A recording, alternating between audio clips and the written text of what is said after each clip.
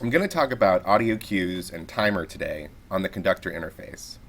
Audio cues are exactly what they say they are. They're just audio cues that you can play for your participants to signal certain things. So you can signal that the breakout groups are ending, that they have a certain amount of time left, etc. for different activities and tasks. So with audio cues, the first thing to do is to choose the audio cue you want. Low tone, high tone, begin breakout, etc. You can choose all these different options. Let's go ahead and play low tone just so you can get a sense of what that sounds like. So that's what low tone sounds like.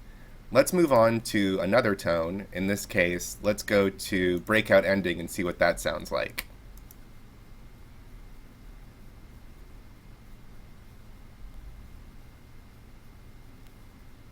So that's what that sounds like. Let's look for 30 seconds more just to give you another sense.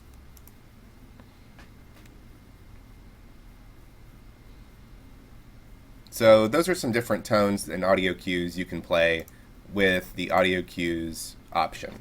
The other option that we want to go over today is timer. And timer, again, is just a timer that's going to allow you to count down for a number of minutes or a number of seconds. So let's look at what happens in timer when we count down. Let's put in 3 seconds and go ahead and start the timer. And it'll count down. And when it's done, it'll flash red. So that's how you know that it's done. And you can press this little kind of redo button, so it'll again put in that same amount of time you did before, 3 seconds.